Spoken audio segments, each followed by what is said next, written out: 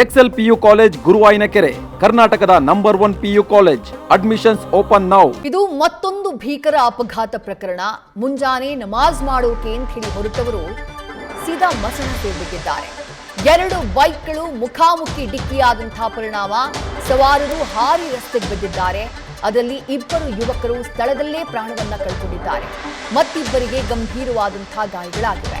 Venkateshwara metro ನಿಲ್ದಾಣದ ಬಳಿ ನಡೆದಿರುವಂತಹ ಭೀಕರ ಅಪಘಾತ ಇದು. ಬೈಕ್ಗಳ ಭೀಕರ ಅಪಘಾತದ ದೃಶ್ಯ ಸಿಸಿಟಿವಿಯಲ್ಲಿ ಸೆರೆಯಾಗಿದೆ. ಸೈಯದ್ ಅಯಾನ್ ಪಾಷಾ ಹಾಗೆ ಮತ್ತೋರ್ವ ಸ್ಥಳದಲ್ಲಿ ಜೀವ ಕಳ್ಕೊಂಡಿದ್ದಾರೆ.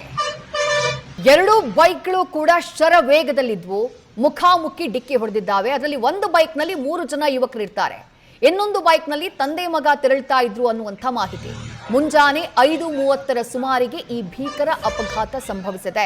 ಮತ್ತಷ್ಟು ಡೀಟೇಲ್ಸ್ ನಮ್ಮ ಪ್ರತಿನಿಧಿ ಅಂಕಿತಾ ನೀಡಿದ್ದಾರೆ. ಅಂಕಿತಾ, ಅಪಘಾತಕ್ಕೆ ಯಾರ ನಿರ್ಲಕ್ಷ್ಯ ಕಾರಣ? ಜೊತೆಗೆ ಸಾವನ್ನಪ್ಪಿದಂತಹ ಯುವಕರು ಯಾರು? ಅವ್ರ ಹಿನ್ನೆಲೆ ಏನ್ ಮಾಹಿತಿ ಸಿಗ್ತಾ ಇದೆ ಅಪಘಾತಕ್ಕೆ ಸಂಬಂಧಪಟ್ಟ ಹಾಗೆ ಅಂಕಿತಾ? ವಿದ್ಯಾ, ಕೆಜಿಹಳ್ಳಿ ಪೊಲೀಸ್ ಠಾಣಾ ವ್ಯಾಪ್ತಿಯಲ್ಲಿ ನಿನ್ನೆ ಮುಂಜಾನೆ ನಡೆದಿರುವಂತಹ ಘಟನೆ ಇದು. ಮುಂಜಾನೆ ನಮಾಜ್ಗೆ ಅಂತ ಹೇಳಿ ಹೋಗ್ತಾ ಇದ್ದಂತಹ ಸಂದರ್ಭದಲ್ಲಿ ಈ ಒಂದು ಭೀಕರ ಅಪಘಾತ ಸಂಭವಿಸಿದೆ. ಈ ಅಪಘಾತದಲ್ಲಿ ಯುವಕರಿಬ್ಬರು ಸ್ಥಳದಲ್ಲೇ ಸಾವನ್ನಪ್ಪಿರುವಂತದ್ದು. ಅಂದ್ರೆ ವೆಂಕಟೇಶ್ವರ ಮೆಟ್ರೋ ನಿಲ್ದಾಣದ ಬಳಿ ಈ ಒಂದು ಘಟನೆ ನಡೆದಿದೆ ಅಂತ ಹೇಳಲಾಗ್ತಾ ಇದೆ.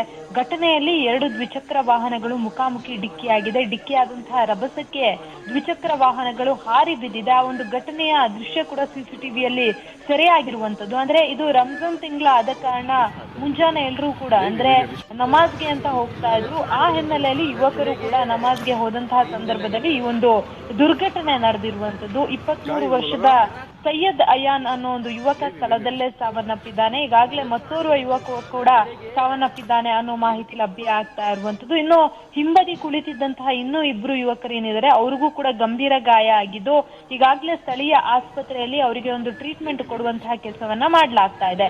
ಮತ್ತೊಂದು ಕಡೆ ಕೆಜಿಹಳ್ಳಿ ಸಂಚಾರಿ ಪೊಲೀಸ್ ಠಾಣೆಯಲ್ಲಿ ಪ್ರಕರಣ ಕೂಡ ದಾಖಲಾಗಿದೆ. ಈಗಾಗಲೇ ಪೊಲೀಸರು ಕೂಡ ತನಿಖೆ ಮಾಡುವಂತಹ ಕೆಲಸವನ್ನ ಮಾಡ್ತಾ ಇದ್ದಾರೆ.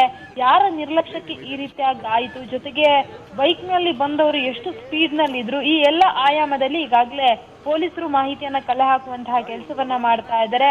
ಮೃತ ಯುವಕರ ಕುಟುಂಬಸ್ಥರ ಆಕ್ರಂದನ ಕೂಡ ಮುಗಿಲು ಮುಟ್ಟಿರುವಂತದ್ದು. ಸದ್ಯಕ್ಕೆ ತಪ್ಪಿತಸ್ಥರ ವಿರುದ್ಧ ಕ್ರಮವನ್ನ ಕೈಗೊಳ್ಳಿ ಅಂತ ಕೂಡ ಅವರು ಹೇಳ್ತಾ ಇದ್ದಾರೆ. ಆದ್ರೆ ಈ 2 ವೀಲರ್ ಅಲ್ಲಿ ಬರ್ತಾ ಇದ್ದಂತಹ ಯುವಕರು ಕೂಡ ತೀರಾ ಸ್ಪೀಡ್ ನಲ್ಲಿ ಇದ್ರು ಅಂತ ಹೇಳಿ ಅಲ್ಲಿದ್ದಂತಹ ಒಂದಷ್ಟು ಸ್ಥಳೀಯರು ಕೂಡ ಹೇಳ್ತಾ ಇರುವಂತದ್ದು. ವಿದ್ಯಾ, ಥ್ಯಾಂಕ್ ಯು ಅಂಕಿತಾ ತಮ್ಮೆಲ್ಲ ಡೀಟೇಲ್ಸ್ಗೆ. ನ್ಯೂಸ್ ಫಸ್ಟ್ ನಿರ್ಭೀತಿಯಿಂದ ನಿಮ್ಮ ಪರವಾಗಿ.